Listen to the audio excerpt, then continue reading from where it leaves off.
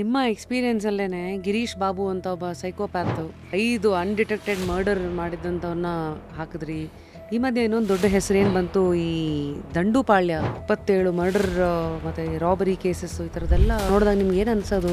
ಒಂದು ಭೂಗತ ಮತ್ತು ಇನ್ನೊಂದು ಪಾತಕಲೋಕ ಅಂತ. 92 ಏನಾಯಿತು, ಬಾಂಬೆ ಬ್ಲಾಸ್ಟ್ ಆಯಿತು ನೋಡಿ. ಬಾಂಬೆ ಬ್ಲಾಸ್ಟ್ ಆದ ನಂತರ ಬೆಂಗಳೂರಿನಲ್ಲಿ ಬೇರೆ ಥರವಾದಂತಹ ಅಂಡರ್ವರ್ಲ್ಡ್ ಚಟುವಟಿಕೆಗಳು ಬೇರೆ ಗರಿಗೆದ್ರು ಬಿಡ್ತವೆ.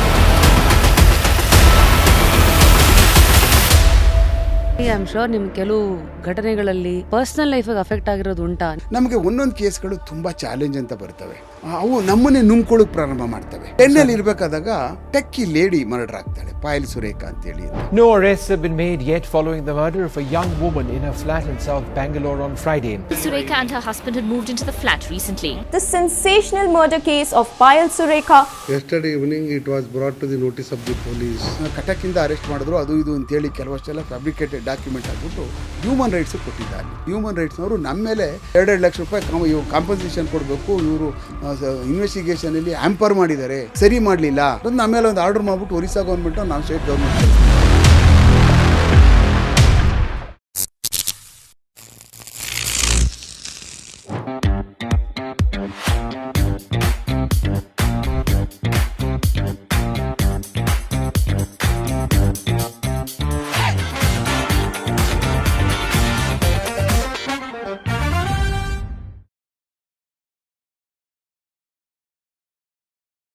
Today on just curious it is ನಮ್ಮ SK Umesh sir.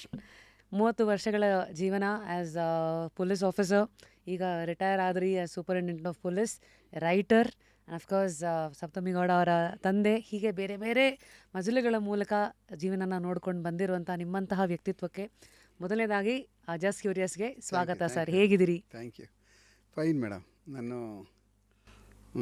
I am happy after retirement. ಎಲ್ಲೋ ಒಂದು ಕಡೆ ಯೋಚನೆ ಮಾಡಿದಾಗ ಇಷ್ಟು ಬೇಗ ಹೊಟ್ಟೋಯ್ತಲ್ಲ ಅಂತ ನನಗೊಂಥರ ಅದ್ರ ಮೇಲೆ ಇನ್ನೂ ಆಸೆನೂ ಇದೆ ಆ್ಯಕ್ಚುಲಿ. ಆದರೆ ಏನು ಮಾಡೋಕ್ಕಾಗೋದಿಲ್ಲ. ಆ ಸಮಯ ಬಂದಾಗ ನಾವೆಲ್ಲ ರಿಟೈರ್ಮೆಂಟ್ ಆಗಲೇಬೇಕಾಗ್ತದೆ. ಪೊಲೀಸ್ ಡಿಪಾರ್ಟ್ಮೆಂಟ್, ಪೊಲೀಸ್ ಅನ್ನೋ ಪದಕ್ಕೆ ಶಕ್ತಿ ಇದೆಯೋ, ಅದ್ರ ಸುತ್ತ ಕೆಲವು ಸತಿ ಪೊಲೀಸಾ ಅಂತ ಯಾರೂ ಪೊಲೀಸ್ ಅಂತ ಯಾರೂ ನಕ್ಕೊಂಡು ಹೇಳಲ್ಲ. ಅಂದರೆ ಅದಕ್ಕೆ ಶಕ್ತಿ ಇದೆ. ವರ್ಕ್ ಮಾಡೋರ್ಗಾಗಿರ್ಬೋದು, ದೂರದಿಂದ ನೋಡೋರ್ಗಾಗಿರ್ಬೋದು. ಈ ಥರ ಸಂಸ್ಥೆನಲ್ಲಿರೋವಂಥ ಒಂದು ವ್ಯಕ್ತಿ ಆ್ಯಸ್ ಅ ಮನುಷ್ಯ, ಹ್ಯೂಮನ್ ಬೀಯಿಂಗ್ ಆಗಿ ಒಳಗೆ ನೀವು ಏನೇನೆಲ್ಲ ನೋಡ್ತೀರಾ? ಅಂದರೆ 31 ವರ್ಷ ಅಷ್ಟು ಸ್ಟ್ರೆಸ್ಫುಲ್ ಪ್ರೊಫೆಷನ್ ಮಧ್ಯಾಹ್ನ ಆಚೆಗೆ ಬಂದು ಇಷ್ಟು ಬೇಗ ಹೊಟ್ಟೋಯ್ತು ಅಂತೀರಾ ಅಂದರೆ ನಿಮ್ಮ ವ್ಯಕ್ತಿತ್ವ ಎಂಥದ್ದಿರ್ಬೋದು ಅನ್ನೋದು ಇವಾಗ ನಮ್ಮ ಪ್ರಶ್ನೆ. ನನಗನ್ನಿಸ್ತದೆ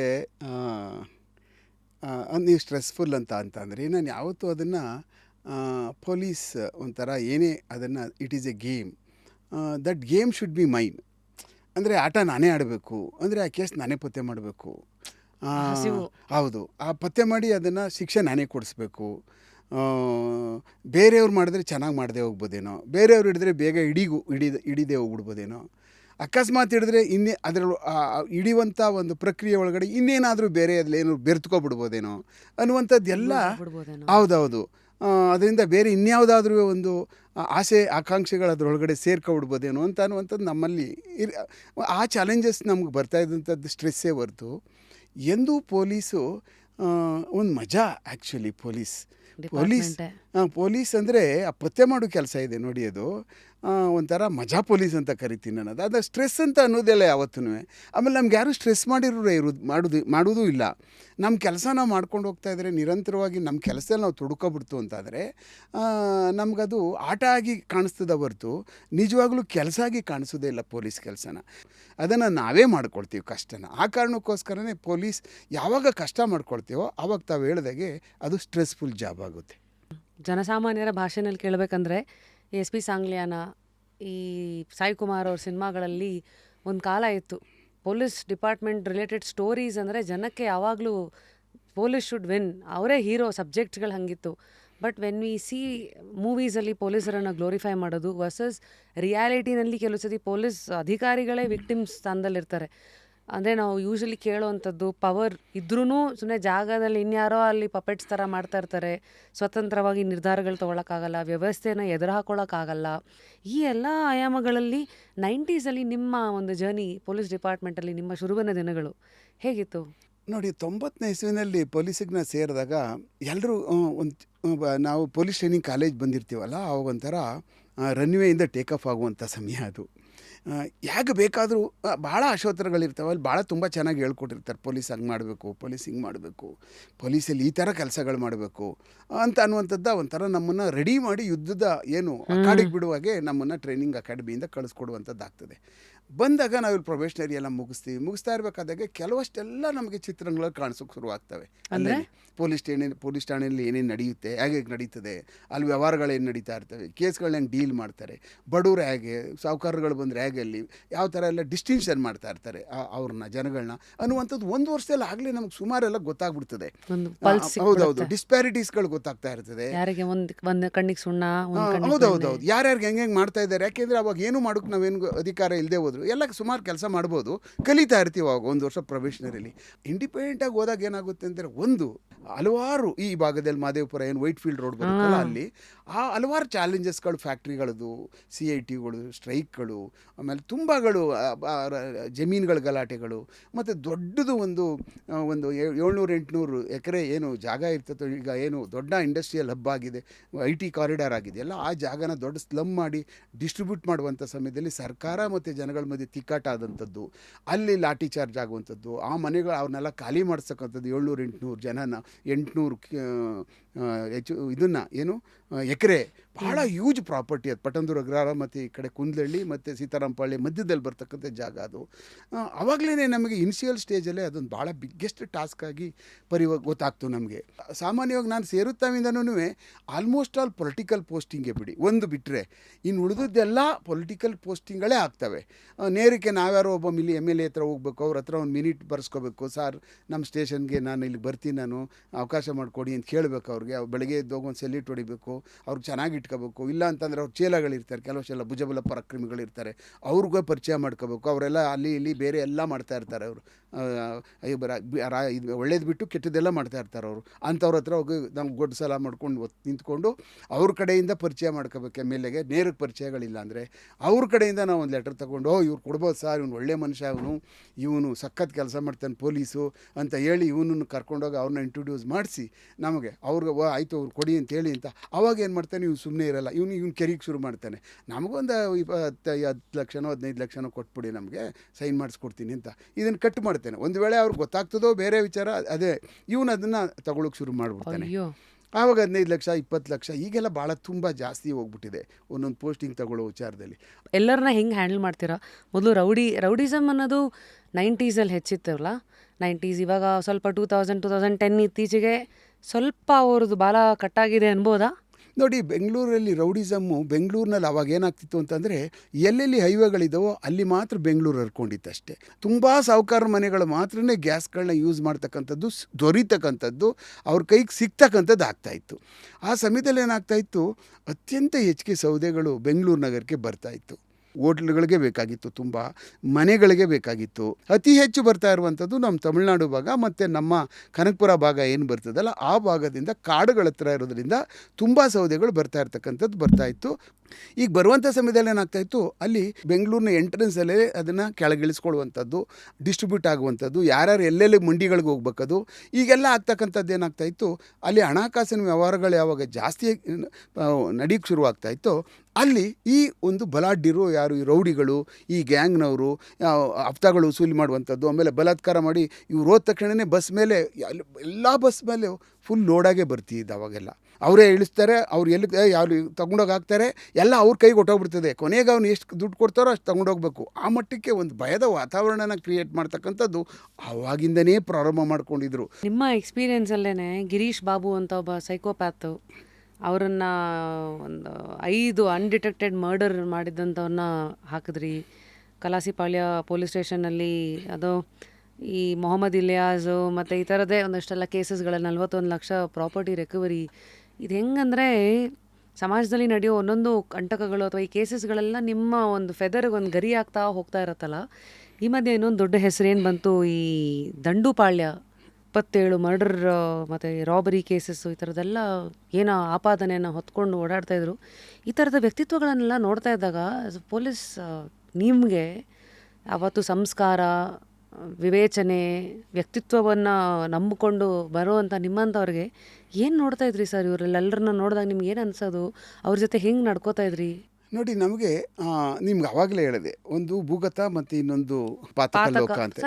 ಸಾರಿ, ನನಗೆ ಪಾತಕ ಲೋಕ ಅಂದರೆ ಭೂಗತ ಲೋಕ ಅಂತಂದರೆ ಅಂಡರ್ವರ್ಲ್ಡ್, ರಿಯಲ್ ಅಂಡರ್ವರ್ಲ್ಡ್ ಮಾಡ್ತಕ್ಕಂಥವ್ರು. ಪಾತಕ ಲೋಕ ಅಂದರೆ ಕಳ್ತನ, ರಾಬರಿ. ನಾವು ನೋಡಿ ಬೆಂಗಳೂರಿನಲ್ಲಿ ಸಾಮಾನ್ಯವಾಗಿ 92 ಏನಾಯಿತು, ಬಾಂಬೆ ಬ್ಲಾಸ್ಟ್ ಆಯಿತು ನೋಡಿ. ಬಾಂಬೆ ಬ್ಲಾಸ್ಟ್ ಆದ ನಂತರ ಬೆಂಗಳೂರಿನಲ್ಲಿ ಬೇರೆ ಥರವಾದಂತಹ ಅಂಡರ್ವರ್ಲ್ಡ್ ಚಟುವಟಿಕೆಗಳು ಬೇರೆ ಅದು ಗರಿಗೆದ್ರು ಬಿಡ್ತದೆ. ಕಾರಣ ಏನು ಅಂತಂದರೆ, ಬಾಂಬೆನಲ್ಲಿ ಬ್ಲಾಸ್ಟ್ ಆದ ತಕ್ಷಣವೇ ಬಾಂಬೆನಲ್ಲಿ ಆ 2 ವಿಭಾಗ ಆಗಿಬಿಡ್ತದೆ. ದಾವೂದ್ ಇಬ್ರಾಹಿಂ ಮತ್ತು ಛೋಟಾ ಶಕೀಲ್ ಮತ್ತು ಈ ಕಡೆ ಛೋಟರಾಜನ್ ಗ್ಯಾಂಗು ಬೇರೆ ಬೇರೆ ಆಗಿಬಿಡ್ತಾರೆ. ಕಾರಣ ಏನು ಅಂತಂದರೆ, ಇವನು ಛೋಟರಾಜನ್ ಹಿಂದೂ ಆಗೋದ್ರಿಂದ ಇವನು ಏನಾದರೂ ಇನ್ಫಾರ್ಮೇಷನ್ ಕೊಟ್ಟು ರಾಮಾಯಣ ಮಾಡಿಬಿಡ್ತಾನೆ ಅಂತ, ಇನ್ನು ಕಷ್ಟ ಆಗ್ತದೆ ಅಂತೇಳಿ ಇವನು ವೈಮನಸ್ಕ ಬಂದು ಹಿಡ್ಕೊಟ್ಬಿಡ್ತಾನೆ, ನನ್ನನ್ನು ಬಿಡಲ್ಲ, ಅವನು ಏನಾದರೂ ತೊಂದರೆ ಮಾಡ್ತಾರೆ ಇವರು ಅಂತೇಳಿ ಬೇರೆ ಬೇರೆ ಆದ ತಕ್ಷಣ ಏನಾಗ್ತದೆ, ಊರು ಬಿಡ್ತಾರೆ ಅವರು. ಊರು ಬಿಟ್ಟಾದ್ಮೇಲೆ ಏನಾಗ್ತದೆ, ಇವ್ರ ಹಿಂದೆ ಅಲ್ಲಿರ್ತಕ್ಕಂಥ ಪೊಲೀಸರುಗಳು ಈ ಮಟ್ಟದ ಒಂದು ಅಪರಾಧಗಳು ಮಾಡಿಬಿಟ್ರಲ್ಲ, ಇವರು ಬ್ಲಾಸ್ಟ್ ಮಾಡ್ತಕ್ಕಂಥದ್ದು, ಇಂಥ 100 ಜನ ಸಾಯಿಸ್ಬಿಟ್ರಲ್ಲ ಅಂತೇಳಿ ಅಂತ ಅಲ್ಲೂ ಅವ್ರು ಬೆನ್ನಿಂದ ಬೀಳಕ್ಕೆ ಶುರುವಾಗಿ ಏನು ಮಾಡ್ತದೆ ಅಂದರೆ, ಅವ್ರನ್ನೇ ಒಂಥರ ನಾವು ಹಿಂಗೆ ಕೇರ್ಲೆಸ್ಸಾಗಿ ಏನಾದ್ರು ಸೊಳ್ಳೆ ಬಂದರೆ ಹಿಂಗೆ ಹೊಡಿಯಲ್ವಾ, ಹಂಗೆ ಹೊಡೆದು ಸೊಳ್ಳೆ ಥರ ಹೊಡೆದು ಬಿಸಾಕ್ತಾರೆ, ಮನುಷ್ಯರ ಥರ ಅಲ್ಲ. ಆವಾಗ ಏನಾಗೋಯ್ತು, ಬೆಂಗಳೂರು ನಗರಕ್ಕೆ ಅವರು ಎದ್ದೋ ಬಿದ್ದೋ ಅಂತೇಳಿ ಬದುಕೋಬಿಟ್ರು ಸಾಕಲ್ಲಪ್ಪ, ಇನ್ನು ಜೀವ ತೆಗೆದುಬಿಡ್ತಾರೆ ಬಾಂಬೆನಲ್ಲಿ ನಾವಿದ್ದರೆ ಅನ್ನುವಂಥದ್ದು ಏನಾಯ್ತು. ಆವಾಗ ಹತ್ತಿರದಲ್ಲಿ ಭಾಳ ಬೇಗ ಬಂದು ಸೇರಿಕೊಳ್ಳುವಂಥದ್ದು ಏನೂ ಮಾಡದೆ ಯಾವ ನಗರ ಆಯಿತು, ಬೆಂಗಳೂರು ನಗರ ಆಯಿತು. ಬೆಂಗಳೂರು ನಗರಕ್ಕೆ ಬಂದು ಏನೂ ಮಾಡದೆ ಬಂದು ಇಲ್ಲಿ ಎಲ್ಲೆಲ್ಲಿ ಗೊತ್ತಿಲ್ಲದಂಗೆ ಮನೆ ಸೇರ್ಕೊಬಿಟ್ಟು ಊಟ ಮಾಡಿಕೊಂಡು ಯಾರಿಗೂ ಕಾಣಿಸ್ತಾ ಇರೋ ಥರ ಬದುಕೊಬಿಡೋಣ ಅನ್ನೋ ಮಟ್ಟಕ್ಕೆ ಬಂದಾಗ ಸುಮಾರು ಕ್ರಿಮಿನಲ್ಸ್ಗಳು ಬಂದ್ಬಿಟ್ರು ಇಲ್ಲಿ ಬೆಂಗಳೂರಿಗೆ. ಎಲ್ಲ ಈ ದಾವೂದ್ ಮತ್ತು ಛೋಟರಾಜನ್ ಗ್ಯಾಂಗ್ನವ್ರು ಬಂದರು 90sಲ್ಲಿ, 92, 93ನಲ್ಲಿ ಬರೋಕ್ಕೆ ಶುರು ಮಾಡಿದ್ರು. ಆವಾಗ ಬೆಂಗಳೂರಿನಲ್ಲಿರ್ತಕ್ಕಂಥ ಪೊಲೀಸರುಗಳಿಗೆ ಇದೊಂದು ದೊಡ್ಡ ಚಾಲೆಂಜ್ ಆಯಿತು. ಆ ಸಮಯದಲ್ಲಿ ಬೆಂಗಳೂರಿನಲ್ಲಿ ಇದ್ದಂಥವರು ಹಲವಾರು ದಿವಸ ಈಗಾಗಲೇ ಬೆಂಗಳೂರು ನಗರದಲ್ಲಿ ಕೆಲಸ ಮಾಡಿದ್ದಂಥ ಅಧಿಕಾರಿಗಳು ತುಂಬ ಪಳಗಿರ್ತಕ್ಕಂಥವ್ರು ಇರ್ತಾರೆ. ಆ ಸಮಯದಲ್ಲಿ ಏನು ಮಾಡಬೇಕಾಗ, ಈ ಥರದ ಚಟುವಟಿಕೆಗಳೇ ನೋಡಿರಲಿಲ್ಲ ನಾವು ಯಾರೂ. ನಾವು ಪೊಲೀಸಿಗೆ ಎಂಟ್ರಿ ಆಗೋಷ್ಟೊತ್ತಿಗೆ ಸುಮಾರು ಈ ಥರ ಬ್ಲ್ಯಾಕ್ ಆ್ಯಂಡ್ ವೈಟ್ ರೌಡಿಗಳೆಲ್ಲ ಗೋಡೆ ಸೇರ್ಕೊಬಿಡ್ತಾರೆ ಪೂರ್ತಿ. ಯಾರೂ ಇರಲ್ರು. ನೀವು ಜಯರಾಜ್ ಸರ್ ತೊಗೊಬಿಟ್ಟಿರ್ತಾನೆ, ಒತ್ತವಾಲ ಹೋಗ್ಬಿಟ್ಟಿದ್ದ, ಆಮೇಲೆ ಆಯಿಲ್ ಕುಮಾರ್ ಹೋಗ್ಬಿಟ್ಟ, ಪ್ರತಿಯೊಂದು ಎಲ್ಲ ಒಂದು ಸಿಸ್ಟಮ್ ಆಫ್ ರೌಡೀಸ್ಗಳೆಲ್ಲ ಖಾಲಿ ಆಗಿಬಿಟ್ಟಿದ್ರು. ಅದಕ್ಕೆ ನಾವೇನಂತ ಕರಿತೀವಿ ಅಂದರೆ 90ರವರೆಗೆ they are all black and white rowdies. 90ರಿಂದ ಕಲರ್ಫುಲ್ ರೌಡಿಸಮ್ ಶುರುವಾಗ್ತದೆ. ಅಂದರೆ 2 ಫೇಸ್ ಇದೆ ಬೆಂಗಳೂರು ನಗರದಲ್ಲಿ. ಆಯಿಲ್ ಕುಮಾರ್ ಸಾಯುವವರೆಗೂ ಒಂದು ರೌಡಿಸಮ್, ಒಂದು ಫೇಸ್ ರೌಡಿಸಮ್ಮು. ಆಯಿಲ್ ಕುಮಾರ್ ಸತ್ತ ನಂತರ ಇನ್ನೊಂದು ಫೇಸ್ ಆಫ್ ರೌಡಿಸಮ್ಮು. ಹಾಗೆ ಏಕಾಕಿ ಧೈರ್ಯ ಅಂತ ನಾವು ನುಗ್ಬಿಡೋಕ್ಕಾಗೋದಿಲ್ಲ, ಸುಟ್ಕೊಬಿಡ್ತೀವಿ ಮೈನ. ಅದು ಅನುಭವ ಬೇಕು ಅದಕ್ಕೆಲ್ಲ. ಅದನ್ನು ಅವ್ರ ಜೊತೆಯಲ್ಲೇ ಸೇರಿಕೊಂಡು ನಾವುಗಳು ಸಹ ಹಲವಾರು ವಿದ್ಯೆಗಳನ್ನ ಅವರಿಂದ ಕಲಿಯೋದಕ್ಕೆ ಪ್ರಾರಂಭ ಮಾಡ್ತೀವಿ.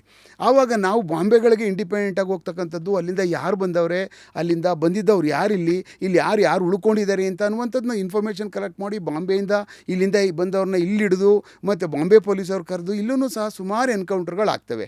ಎನ್ಕೌಂಟರ್ ಆದ ತಕ್ಷಣ ಏನಾಗುತ್ತೆ, ಒಂದು ಭಯ ಶುರುವಾಗುತ್ತೆ. ಏರ್ಪೋರ್ಟಲ್ಲಿ 5 ಜನ ಒಂದು ರೌಡಿಗಳನ್ನ ಹೋಗ್ತಾ ಇರ್ಬೇಕಂತ ಸಮಯದಲ್ಲಿ ಅವ್ರನ್ನ ಅಟ್ಯಾಕ್ ಮಾಡಿ ಹೊಡೆದಾಗ್ದಾಗ ಏನಾಗುತ್ತೆ, ಇರೋರೆಲ್ಲ ಖಾಲಿ ಮಾಡಿಬಿಡ್ತಾರೆ ಬೆಂಗಳೂರಿನಲ್ಲಿದ್ದಂಥವ್ರು.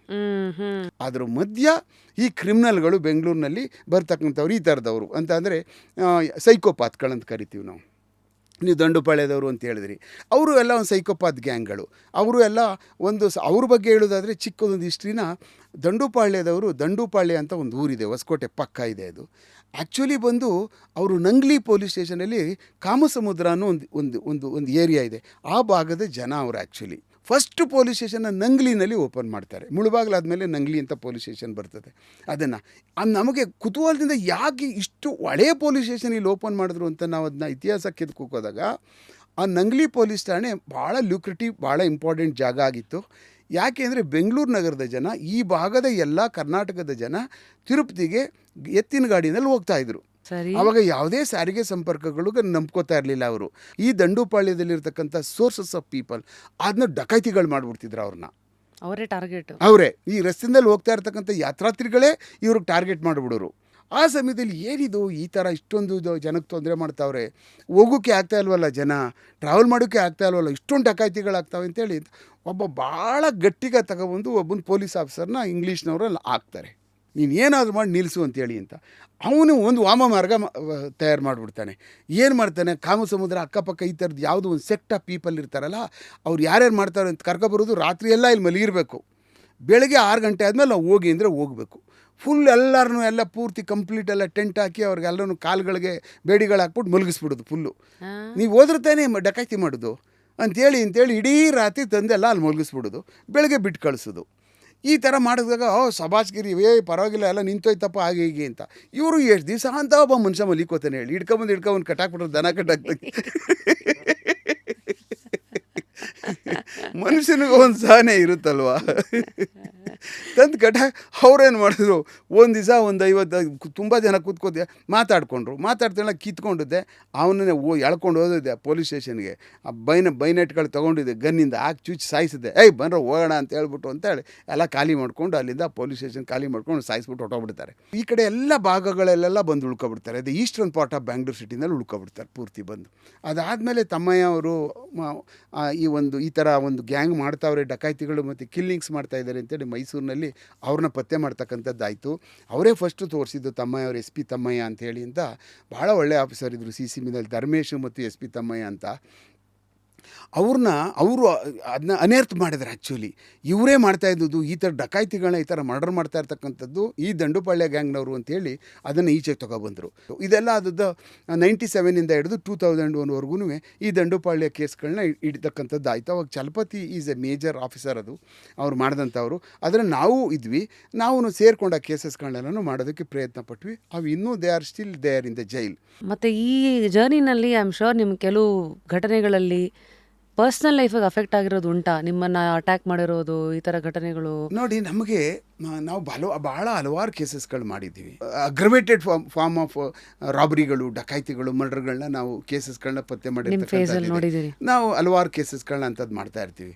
ನಮಗೆ ಒಂದೊಂದು ಕೇಸ್ಗಳು ತುಂಬ ಚಾಲೆಂಜ್ ಅಂತ ಬರ್ತವೆ. ಆಮೇಲೆ ಒಂದೊಂದು ಕೇಸ್ಗಳು ಚಾಲೆಂಜ್ ಅಂತ ಬಂದ್ರೂ ಅವು ನಮ್ಮನ್ನೇ ನುಂಗ್ಕೊಳ್ಳೋಕೆ ಪ್ರಾರಂಭ ಮಾಡ್ತವೆ, ನನ್ನನ್ನೇ ನುಂಗ್ಬಿಡ್ತವೆ. ಆಮೇಲೆ ನನ್ನನ್ನೇ ನುಂಗ್ಬಿಟ್ಟು ಅದ್ರ ಜೊತೆಯಲ್ಲೇ ನನ್ನ ಜೈಲಿಗೆ ಕರ್ಕೊಬಿಡ್ತವೆ, ಯಾಮಾರ್ಬಿಟ್ರೆ. ಈ ಥರ ಯಾವ್ದಾದ್ರು ಘಟನೆಗಳು? ಹೌದು, ಅಂಥ ಕೇಸಸ್ಗಳಲ್ಲಿ ನಾವು ತಗಲಾಕೊಂಡಿರ್ತಕ್ಕಂಥದ್ದು ಇದೆ. ಅದು ತುಂಬ ದೊಡ್ಡ ಕೇಸ್ ಅನ್ನಲ್ಲ. ನಾನು JP ನಗರದಲ್ಲಿದ್ದೆ 2020ನಲ್ಲಿ. 10ನಲ್ಲಿ ಇರಬೇಕಾದಾಗ ಒಂದು ಟೆಕ್ಕಿ ಲೇಡಿ ಮರ್ಡರ್ ಆಗ್ತಾಳೆ, ಪಾಯಲ್ ಸುರೇಖಾ ಅಂತೇಳಿ ಅಂತ. ಅವಳು ಒಂದು ಅಪಾರ್ಟ್ಮೆಂಟಲ್ಲಿ ಮರ್ಡರ್ ಆಗ್ತಾಳೆ. ಮರ್ಡರ್ ಆಗುವಂಥ ಸಮಯದಲ್ಲಿ ಏನಾಗ್ತದೆ, ಅವತ್ತು ವೈಕುಂಠ ಏಕಾದಶಿ ಇರುತ್ತೆ. ಆವಾಗ ನಂಗೊಂದು ಮೆಸೇಜ್ ಬರುತ್ತೆ, ನಾವು ಹೋಗ್ತೀವಿ. ತಕ್ಷಣವೇ ಅಲ್ಲಿಗೆ ಹೋಗಿ ನೋಡಿದಾಗ ಅವಳು ಬರ್ಬೇರಿಯನಾಗೆ ಮರ್ಡರ್ ಆಗಿರುತ್ತೆ. ಅವಳಿಗೆ ಹೋಗಿ ನಮಗೂ ಯಾರು ಇಷ್ಟೊಂದು ಚುಚ್ಚವನೇ, ಇಷ್ಟೊಂದು ಕಟ್ ಕೂದವನೇ, ಇದೆಲ್ಲ ಈ ಥರ ಮಾಡವನಲ್ಲ ಅವನು, ಹೆಂಗಿದು ಕತೆ ಅಂತ ಹೇಳಿದಾಗ, ಆಯಿತು ವಿ ಶಿಫ್ಟೆಡ್, ಬಾಡಿಯೆಲ್ಲ ಶಿಫ್ಟ್ ಮಾಡಿ ವಿ ಸ್ಟಾರ್ಟೆಡ್ ಟು ಇನ್ವೆಸ್ಟಿಗೇಷನ್ ಮಾಡೋಕ್ಕೆ ಪ್ರಾರಂಭ ಮಾಡ್ತೀನಿ ಅದನ್ನ. ಅವನು ಒಬ್ಬ ಅನಂತನಾರಾಯಣ್ ಮಿಶ್ರಾ ಅಂತೇಳಿ ಅಂತ ಅವಳು ಗಂಡ, ಈಸ್ ಫ್ರಮ್ ಕಟಕ್. ಅವನು ಇವಳು ಬೆಂಗಳೂರಿನಲ್ಲಿ ಸುಮಾರು 5 ವರ್ಷಗಳ ಕಾಲ ಸ್ಟಡೀಸ್ ಮಾಡ್ತಾ ಇರ್ತಾರೆ. ಮಾಡುವಂಥ ಸಮಯದಲ್ಲಿ ಇವರಿಬ್ಬರೂ ಲಿವಿಂಗ್ ರಿಲೇಷನ್ಶಿಪ್ಪಲ್ಲಿರ್ತಾರೆ. ಜೊತೆಯಲ್ಲಿ ಅವಳ ಜೊತೆ ಒಬ್ಬಳು ತಂಗಿ ಬೇರೆ ಇರ್ತಾಳೆ. ಟೋಟಲಿ ಇವ್ರು ಅಲ್ಲೇ ಓದ್ಕೊಂಡಿರುವಂಥ ಸಮಯದಲ್ಲೇ ದೇ ಲವ್ಡ್ ಈಚ್ ಅದರ್. ಅವ್ರ ಅಪ್ಪ ಒಬ್ಬ ಈಸ್ ಐರನ್ ಬಿಗ್ ಮರ್ಚೆಂಟ್, ಅವನು ಭಾಳ ದೊಡ್ಡ ಬಿಗ್ ಮರ್ಚೆಂಟಲ್ಲಿ. ಅವ್ರು ಯಾವ ಕಾರಣಕ್ಕೂ ಒಪ್ಕೊಳ್ಳಲ್ರು ಇವನ ಜೊತೆ ಮದುವೆ ಮಾಡ್ಕೊಳ್ಳೋದಕ್ಕೆ. ಕೊನೆಗೆ ಇವರೇ ಮದುವೆ ಮಾಡ್ಕೊಬಿಡ್ತಾರೆ ಅವಳನ್ನ. ಈ ಹುಡುಗಿ ಇದ್ಲಲ್ಲ, ಅವ್ರ ತಂದೆಗೆ ಭಾಳ ಇಷ್ಟ. She is very quite intelligent girl. ಯಾರು? ಪಾಯಲ್ ಸುರೇಖಾ. ಅದು ಅವ್ರ ತಂದೆಗೆ ಗೊತ್ತಿರ್ತದೆ, ಮತ್ತು ಇವ್ರ ಅಪ್ಪ ಅಮ್ಮಂಗೂ ಗೊತ್ತು. ಅವ್ರ ತಾಯಿದು, ಅವ್ರ ಅಪ್ಪಂದು, ಏನೇನೆಲ್ಲ ಫೈನಾನ್ಷಿಯಲ್ದು ಏನೇನಿದೆಯೋ ಎಲ್ಲ ಇವಳೇ ನೋಡ್ಕೊಳ್ತಾ ಇದ್ದದ್ದು. ಅಷ್ಟು ಅವಳ ಮೇಲೆ ಕಾನ್ಫಿಡೆನ್ಸ್ ಇರುತ್ತೆ ಅವ್ರಿಗೆ. ಅವ್ರ ಅಪ್ಪ ಏನು ಮಾಡಿರ್ತಾನೆ, ಒಂದು ಜಿಮ್ ಓಪನ್ ಮಾಡಿಕೊಟ್ಟಿರ್ತಾನೆ ಅಲ್ಲೇ ಕಟಕ್ಕಲ್ಲಿ. ಯಾರಿಗೆ? ಈ ಮಗನಿಗೆ. ಆ ಜಿಮ್ ನಡೆಸ್ತಾ ಇರುವಂಥ ಸಮಯದಲ್ಲಿ ಏನಾಗ್ತದೆ, ಒಬ್ಬ ಜೇಮ್ಸ್ ರೀ ಅಂತ ಅನ್ನುವಂಥ ಒಬ್ಬ ಟ್ರೈನರ್ ಅಲ್ಲಿಗೆ ಬರ್ತಾನೆ.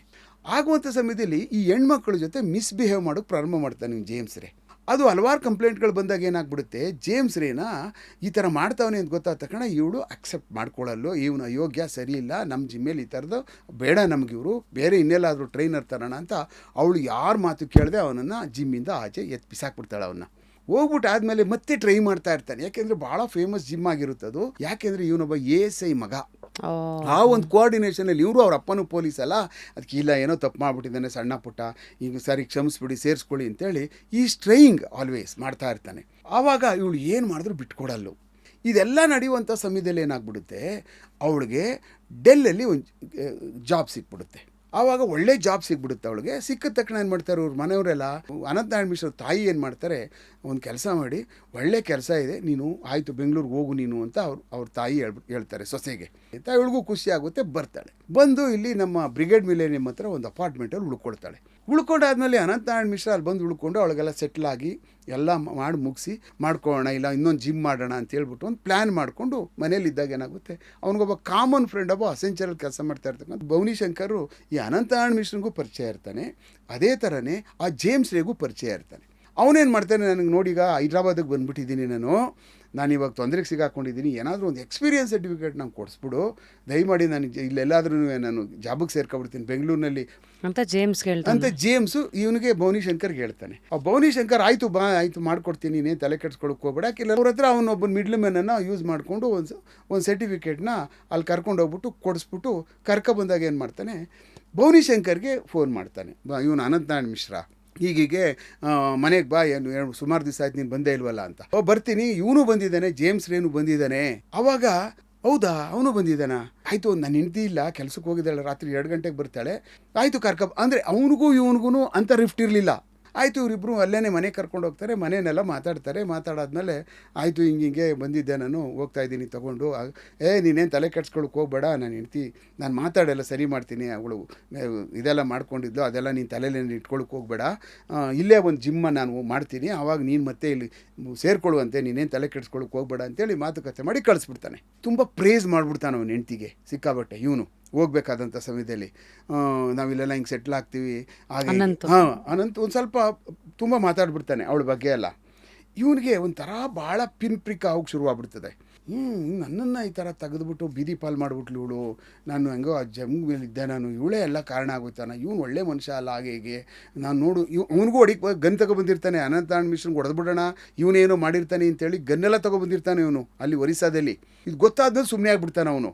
ಈ ಕಡೆಯಿಂದ ಅನಂತನಾರಾಯಣ್ ಮಿಶ್ರಾ ಕಟಕ್ ಹೋಗ್ತಾನೆ. ಅವತ್ತು ನಾನು ಹೋಗ್ತಾ ಇದ್ದೀನಿ ಅಂತ ಹೇಳ್ಬಿಟ್ಟು ಕಟಕ್ ಹೊರಡ್ತಾನೆ. ಅವನು ಆ ಕಡೆಯಿಂದ ಬೆಂಗಳೂರಿಗೆ ಬಂದು ಸ್ಟ್ರೇಟಾಗಿ ಬಂದು ಮಲಗಿ, ಪಾಪ ಅರ್ಲಿ ಮಾರ್ನಿಂಗ್ ಮಲಗಿರ್ತಾಳೆ ಅವಳು, 2 ಗಂಟೆಗೆ ಬಂದು ಬಾಗಿಲು ತಟ್ತಾಳೆ. ಬಾಗಿಲು ತಕ್ಷಣ ಒಳಗಡೆ ಕರ್ಕೊಂಡು ಹೋಗ್ಬಿಟ್ಟು ಬೆಡ್ ಮೇಲೆ ಹಾಕಿ ಸ್ಲಿಟ್ ಮಾಡಿ ಬಾರ್ಬೇರಿಯನ್ಗೆ ಚುಚ್ಚಿ ಸಾಯಿಸಿ ಕೊಂದುಬಿಟ್ಟು ಹೊಟ್ಟೋಗ್ಬಿಟ್ಟಿರ್ತಾನೆ. ಫೈನಲಿ ವಿ ಕಾಡ್ ದಟ್ ಬಗರ್. ಅವನನ್ನು ಟೆಕ್ನಿಕಲಿ ಮತ್ತು ನಾನು ಭಾಳ ಅತ್ಯಂತ ಬೇಗ ಆಗಿಡಿಬೇಕು ಅದನ್ನೆಲ್ಲ ಹೇಳಿ, ಆಮೇಲೆ ಅವ್ರ ತಂದೆ ತಾಯಿ ಅಸ್ಸಾಮಿಂದ ಬರ್ತಾರೆ, ಇವರೆಲ್ಲ ಪ್ರಾರಂಭ ಆಗ್ತಾರೆ. ಒಂದು ಇಶ್ಯೂ ಪ್ರಾರಂಭ ಆಗ್ತದೆ. ಏನಾಗ್ತದೆ ಅಂದರೆ ಅವ್ರ ತಾಯಿ ಇದ್ದಾರಲ್ಲ, ಯಾರು ಪಾಯಲ್ ಸುರೇಖ ಅವ್ರ ತಾಯಿ ಮತ್ತು ಅವ್ರ ತಂಗಿ, ಇವನು ಅದರಲ್ಲಿ ಇನ್ವಾಲ್ವ್ ಆಗಿದ್ದಾನೆ. ಇವನು ಅನಂತನಾರಾಯಣ್ ಮಿಶ್ರಂದು ಕೈವಾಡ ಇರ್ತದೆ, ಇವನು ಅರೆಸ್ಟ್ ಮಾಡಬೇಕಾಗಿ ನಮ್ಗೆ ಶಾಕ್ ಆಗಿಬಿಡ್ತದೆ. ನಾನು ಅಷ್ಟೊತ್ತಿಗಾಗಲೇ ಟೆಕ್ನಿಕಲ್ ಇನ್ವೆಸ್ಟಿಗೇಷನ್ ಎಲ್ಲ ಮಾಡಿ ಮುಗಿಸ್ಬಿಟ್ಟಿರ್ತೀನಿ ಪೂರ್ತಿ. ಅವನು ಆಮೇಲೆ ಹಸ್ಬೆಂಡ್ ಆ್ಯಂಡ್ ವೈಫ್ ಹೆಂಗಿರ್ತಾರೆ ಅಂತ ಅಂದ್ಬಿಟ್ಟು ಏನಾದರೂ ಕಲ್ತ್ಕೋಬೇಕು ಅಂದರೆ ಅವ್ರಿಬ್ಬರು ನೋಡಿದ್ರೆ ಕಲ್ತ್ಕೋಬೇಕು. ಅದು ನಾನೊಬ್ಬನಿಗೆ ಗೊತ್ತು. ಆ್ಯಸ್ ಎನ್ ಐಒ ಆಗಿ ಜಗತ್ತಲ್ಲಿ ಬೇರೆ ಯಾರಿಗೂ ಗೊತ್ತಿಲ್ಲದೆ ಇರ್ಬೋದು, but I know each and everything. ಎಲ್ಲ ಪ್ರೊಫೈಲ್ ಮಾಡಿ, DNA ಪ್ರೊಫೈಲ್ ಮಾಡಿ, ಬ್ಲಡ್ ಸ್ಯಾಂಪಲ್ ಪ್ರೊಫೈಲ್ ಮಾಡಿ, ಆ ಅಮ್ಮನ ಕೂದಲು ಪ್ರೊಫೈಲ್ ಮಾಡಿ, ಆಮೇಲೆ ಅವನ ಚಾಕು ಪ್ರೊಫೈಲ್ ಮಾಡಿ, DNAದು ಪ್ರತಿಯೊಂದು ಮಾಡಿ ಚಾರ್ಜ್ ಶೀಟ್ ಹಾಕಿ ಕಳಿಸ್ಕೊಡ್ತೀನಿ. ಒಳಗಡೆ ಹೋದ ತಕ್ಷಣ ಏನು ಮಾಡ್ತಾನವನು, ಅವ್ರ ಅಡ್ವೊಕೇಟು ಒಂದು ಪ್ಲ್ಯಾನ್ ಮಾಡ್ತಾನೆ, ಒಂದು ಕೆಲಸ ಮಾಡು ನೀನು, ಈಗಾಗಲೇ ಅವ್ರ ಅಪ್ಪ ಅವ್ರ ಅಮ್ಮ ಮತ್ತು ಅವ್ರ ಮಗಳು ಎಲ್ಲ ಈಗಾಗಲೇ ಅಲಿಗೇಷನ್ ಮಾಡಿದರು, ಅವನು ಸೇರ್ಕೊಂಡಿದ್ದಾನೆ ಅಂತ ಅಂದ್ಬಿಟ್ಟು ಅಂತ, ನೀನೊಂದು ಡಿಟೇಲ್ ಅವನು ಲೆಟ್ರ್ ಬರೆದ್ಬಿಡು, ಹಿಂಗೆಲ್ಲ ಒಂದು 25 ಲಕ್ಷ ನನಗೆ ಕೊಟ್ಟ ಸಾಯಿಸ್ಬಿಡು ಅಂತ ಹೇಳ್ದ ಅನಂತನಾರಾಯಣ್ ಮಿಶ್ರಾ. ಅದಕ್ಕೆ ನಾನು ಸಾಯಿಸ್ಬಿಟ್ಟೆ. ಅವತ್ತು ಅವನು ಇಲ್ಲೇ ಇದ್ದ ಬೆಂಗಳೂರು ಸಿಟಿನಲ್ಲಿ, ಅವನು ಯಾವ ಕಟಕಲ್ಲೂ ಇರಲಿಲ್ಲ, ಏನೂ ಇರಲಿಲ್ಲ, ಎಲ್ಲ ಸುಳ್ಳು ಪೊಲೀಸ್ನವ್ರುಗಳು. ಅವ್ರ ಅಪ್ಪ ಅವರಮ್ಮ ಪೊಲೀಸ್ ಆದ್ದರಿಂದ ಅವ್ನಿಗೆ ಸಹಾಯ ಮಾಡಿಬಿಟ್ಟಿದ್ದಾರೆ. ಆ ಕಾರಣಕ್ಕೋಸ್ಕರನೇ ನೀವು ಬಿಡಬೇಡಿ, ಅವನನ್ನು ಯಾವ ಕಾರಣಕ್ಕೂ ಜೈಲಿಗೆ ಕಳಿಸಿ, ನನಗೆ 25 ಲಕ್ಷ ಕೊಟ್ಟಿರೋ ನಾವನೇ ಅಂತ ಹೇಳ್ಬಿಟ್ಟು ಡೀಟೇಲಾಗಿ ಬರೋ ತಕ್ಷಣ ಅವ್ರು ಫಟ್ ಅಂತ ಲ್ಯಾಂಡ್ ಆಗಿಬಿಡ್ತಾರೆ ಬೆಂಗಳೂರು ಸಿಟಿಗೆ. ಅದಾದಮೇಲೆ ಇವ್ರೇನು ಮಾಡ್ತಾರೆ, ಹೈಕೋರ್ಟ್ಗೆ ಹೋಗ್ತಾರೆ. ಹೈಕೋರ್ಟ್ಗೆ ಹೋಗ್ಬಿಟ್ಟು CBI ಕೊಡಿ ಅಂತೇಳಿ ಒಂದು ರಿಟ್ ಹಾಕ್ತಾರೆ, ರಿಜೆಕ್ಟ್ ಮಾಡಿಬಿಡ್ತಾರೆ. CBI ಕೊಡೋಕ್ಕಾಗಲ್ಲ, ಈ ಕೇಸ್ನ ತುಂಬ ಚೆನ್ನಾಗಿ ಇನ್ವೆಸ್ಟಿಗೇಷನ್ ಆಗಿದೆ ಅಂದ್ಬಿಟ್ಟು ಅಂತ. ಅದಾದಮೇಲೆ ಏನು ಮಾಡ್ತಾರೆ, they went to high court, supreme ಕೋರ್ಟ್ಗೆ ಹೋಗ್ಬಿಟ್ಟು ಏನು ಮಾಡ್ತಾರೆ, ಇಲ್ಲಿ ಹೈಕೋರ್ಟ್ ಒಳಗಡೆ ನಾವೆಲ್ಲ ಅವತ್ತೊಂದು ದಿವಸ ಅನಂತನಾರಾಯಣ್ ಮಿಶ್ರಾ ಬೆಂಗಳೂರಿನಲ್ಲಿ ಇದ್ದ ಅಂದ್ಬಿಟ್ಟು ಅಂತ ನಾವು CDR ಎಲ್ಲ ಕೊಟ್ವಿ. ಅವನು ಅಲ್ಲಿ ಅದನ್ನು ಪ್ರಿಪೇರ್ ಮಾಡಿದ್ದಾರೆ, ಒಂದು ಡ್ಯೂಪ್ಲಿಕೇಟ್ CDRನ ಪ್ರಿಪೇರ್ ಮಾಡಿ ಅದನ್ನು ಇವ್ರಿಗೆ ತಲುಪಿಸಿದ್ದಾರೆ. ಅದಾದಮೇಲೆ ಏನಾಗೋಯಿತು, ಅದನ್ನು ತಗೊಂಡೋಗಿ ಏನೋ ಮಾಡಿ ಸುಪ್ರೀಂ ಕೋರ್ಟಿಂದ ಒಂದು ಅವ್ರಿಗೆ ಬೇಲ್ ಸಿಕ್ಬಿಡ್ತು. ಇನ್ ದ ಮೀನ್ ಟೈಮ್ ಏನಾಗಿತ್ತು, ನಾವನ್ನ ವಿಜಯವಾಡ ಬಸ್ ಸ್ಟಾಪಿಂದ ಅರೆಸ್ಟ್ ಮಾಡಿದ್ವಿ, ಜೈಲಿಗೆ ಬಿಟ್ಟಂಥದ್ದು ಇನ್ವೆಸ್ಟಿಗೇಷನ್ ಮಾಡಿ ಕಳಿಸ್ಕೊಟ್ಟಿದ್ವಿ. ಅವನು ನಮ್ಮನ್ನು ಕಟಕಿಂದ ಅರೆಸ್ಟ್ ಮಾಡಿದ್ರು, ಅದು ಇದು ಅಂತೇಳಿ ಕೆಲವಷ್ಟೆಲ್ಲ ಫ್ಯಾಬ್ರಿಕೇಟೆಡ್ ಡಾಕ್ಯುಮೆಂಟ್ ಆಗಿಬಿಟ್ಟು ಹ್ಯೂಮನ್ ರೈಟ್ಸು ಕೊಟ್ಟಿದ್ದ. ಅಲ್ಲಿ ಹಾಕಿ ಆ ಒರಿಸ್ಸಾ ಗೌರ್ಮೆಂಟಲ್ಲಿ ಕೊಟ್ಟು, ಒರಿಸ್ಸಾ ಗೌರ್ಮೆಂಟಲ್ಲಿ ನಮಗೆ ನೋಟಿಸ್ ಕೊಟ್ಟಿಲ್ಲ, ಏನೂ ಮಾಡಲಿಲ್ಲ. ಹ್ಯೂಮನ್ ರೈಟ್ಸ್ನವರು ನಮ್ಮ ಮೇಲೆ 2 ಲಕ್ಷ ರೂಪಾಯಿ ಕಾಂಪನ್ಸೇಷನ್ ಕೊಡಬೇಕು, ಇವರು ಇನ್ವೆಸ್ಟಿಗೇಷನಲ್ಲಿ ಆ್ಯಂಪರ್ ಮಾಡಿದ್ದಾರೆ, ಇವರು ಸರಿ ಮಾಡಲಿಲ್ಲ, ಇವ್ರು ಮಾಡಿರೋದೇ ಬೇರೆ ಇದು ಅಂತ ಹೇಳ್ಬಿಟ್ಟು ನಮ್ಮ ಮೇಲೆ ಒಂದು ಆರ್ಡರ್ ಮಾಡಿಬಿಟ್ಟು ಒರಿಸ್ಸಾ ಗೌರ್ಮೆಂಟು ನಾವು ಸ್ಟೇಟ್ ಗೌರ್ಮೆಂಟ್ ಕಳಿಸ್ಬಿಟ್ರು. ಆಮೇಲೆ ನನಗೆ ಶಾಕ್ ಆಗೋಗ್ಬಿಡ್ತು, ಇದೇನಿದು, ಆ ಥರ ಏನಿಲ್ವಲ್ಲ, ನಾವು ಕರೆಕ್ಟಾಗೇ ಇದೆಯಲ್ಲ, ನಮ್ಗೆ ಅಪರ್ಚುನಿಟಿನೇ ಕೊಟ್ಟಿಲ್ವಲ್ಲ ಹ್ಯೂಮನ್ ರೈಟ್ಸ್ನವರು, ನಾವು ನಮ್ಗೆ ಕೇಳಬೇಕಾಗಿತ್ತಲ್ಲ, ಅವ್ರು ಕೇಳಲೇ ಇಲ್ವಲ್ಲ ಅಂಥೇಳಿ ನಾವು ಈ ಟ್ರೈಡ್ ಇಲ್ಲ ನಾವು ಆಗಲ್ಲ ಅಂತ ಆದಮೇಲೆ ಸರ್ಕಾರಕ್ಕೂ ಗೊತ್ತಾದಮೇಲೆ ಡಿ ಜಿ ಆಫೀಸಿಂದ ಇಲ್ಲ ಇದು ತುಂಬ ಚೆನ್ನಾಗಾಗಿರೋದ್ರಿಂದ ಸರ್ಕಾರನೇ ಕೊಡಲಿ, ಬೇರ್ ಮಾಡಲಿ ಅಂತೇಳಿ ನಮ್ಮ ಗೌರ್ಮೆಂಟ್ ಅವನಿಗೆ 4 ಲಕ್ಷ ರೂಪಾಯಿನ ಕೊಡ್ತು. ಕೊನೆಯದಾಗಿ ನಿಮ್ಮನ್ನು ನೋಡ್ತಾ ಇರುವಂತಹ ಎಳೆಯ ಮನಸ್ಸುಗಳು ಯಾರು ಪೊಲೀಸ್ ಡಿಪಾರ್ಟ್ಮೆಂಟಿಗೆ ಬರಬೇಕಂತಿದ್ದಾರೋ ಅವ್ರಿಗೊಂದು ಅಡ್ವೈಸ್. ನೋಡಿ, ನನ್ನ ಇಷ್ಟು ಇಂಟರ್ವ್ಯೂಗಳಲ್ಲೆಲ್ಲ ಹಲವಾರು ಬಾರಿ ಅವ್ರಿಗೆ ಹೇಳ್ತಾನೆ ಇರ್ತೀನಿ, ಪೊಲೀಸ್ ಇಲಾಖೆ ಭಾಳ ಒಳ್ಳೆ ಇಲಾಖೆ. ಪೊಲೀಸಲ್ಲಿ ಕೆಲಸ ಮಾಡೋದಕ್ಕೆ ನಿಮಗೊಂಥರ ಎಲ್ಲ ಪಕ್ಷಿಗಳಿಗೆ 2 ರೆಕ್ಕೆ ಇದ್ದರೆ ಇದ್ರಲ್ಲಿ 4 ರೆಕ್ಕೆ ಇದ್ದಂಗೆ. ನಿನ್ನ ಕೆಲಸದಲ್ಲಿ ನೀನೇನು ತೊಡಗಿಸ್ಕೊಳ್ತೀಯ, ಮತ್ತು ನೀನು ಇದಕ್ಕೆ ಸೇರಬೇಕು ಹುದ್ದೆಗೆ ಅಂತಂದರೆ ನಿನಗೆ ಏನೇನೆಲ್ಲ ಮೈಗೂಡಿಸ್ಕೋಬೇಕು, ಎಷ್ಟು ಶಕ್ತಿವಂತ ಮತ್ತು ಬುದ್ಧಿವಂತ ಆಗಿ ಬೆಳಿಬೇಕು ನೀನು. ಆ ಪಥ್ಯ ಕಾರ್ಯದಲ್ಲಿ ಒಳಗಡೆಗೆ ಹೋಗ್ತೀವಲ್ಲ, ಆ ಮಜಾ ಮಾಡ್ತೀವಲ್ಲ, ಆ ಖುಷಿ, ಆ ಫ್ರಸ್ಟ್ರೇಷನ್ನು, ಆ ಮಿನಿಟ್ ಟು ಮಿನಿಟ್ ನಮ್ಗೆ ಆಗ್ತಕ್ಕಂಥ ನೋವು, ಆದಮೇಲೆ ಎಲ್ಲ ಆದಮೇಲೆ ಸಿಕ್ಕಿದಾಗ ಇಷ್ಟೇನಾ ಇದು ಅನ್ನುವಂಥ ಒಂದು ಎಷ್ಟು ನಾವು, ಎಷ್ಟು ನಿದ್ರೆ ಇಲ್ಲದೆ ಓಡಾಡಿದ್ವಿ, ಎಷ್ಟು ಟ್ರಾವೆಲ್ ಮಾಡಿದ್ವಿ, ಅದೆಲ್ಲ ಸಿಗುತ್ತಲ್ಲ, ಅದಕ್ಕೆ ಬೆಲೆ ಅಂತೂ ಕಟ್ಟೋಕ್ಕಾಗಲ್ಲ. ಆ ಕಾರಣಕ್ಕೆ ಇಂಥದ್ದನ್ನೆಲ್ಲನೂ ನೀವು ನೋಡಬೇಕು ಅಂದರೆ ಪೊಲೀಸ್ ಇಲಾಖೆನಲ್ಲಿ ಮಾತ್ರ ಸಾಧ್ಯ ಯೂತ್ಗಳು. ಆ ಕಾರಣಕ್ಕೆ ನೀವುಗಳು ಸಿದ್ಧತೆ ಮಾಡ್ಕೋಬೇಕು, ಚೆನ್ನಾಗಿ ಓದಬೇಕು, ನೀನು ಆಗಬೇಕು ಇರಬೇಕು ಅಂದರೆ ಸರಿಯಾದಂಥ ರೀತಿಯಲ್ಲಿ ಕ್ರಮಬದ್ಧವಾದಂಥ ಊಟ ಮಾಡಬೇಕು. ಮತ್ತು ನೀನು ಸುಮ್ಮನೆ ಅನಾವಶ್ಯಕವಾಗಿ ಎಲ್ಲೆಲ್ಲೋ ಸಿಗ್ತದೆ ಅಂತ ಹೋಗಿ ತಿನ್ಬಿಟ್ರೆ ನಿನ್ನ ದೇಹ ಹಾಳಾಗುವಂಥದ್ದು ಇರ್ತದೆ. ಆಮೇಲೆ ವಾಪಸ್ಸು ಇಂಥ ಎಂಡ್ಯೂರೆನ್ಸ್ನೆಲ್ಲೂ ಪಡಿಕಾಗಲ್ಲ, ಪೊಲೀಸ್ ಇಲಾಖೆಗೆ ಸೇರೋಕ್ಕಾಗಲ್ಲ. ನೀನು ಕೂತ್ಕೊಂಡು ಹೊರಗಡೆ ಕಥೆನೇ ಕೇಳಬೇಕಾಯ್ತದೆ.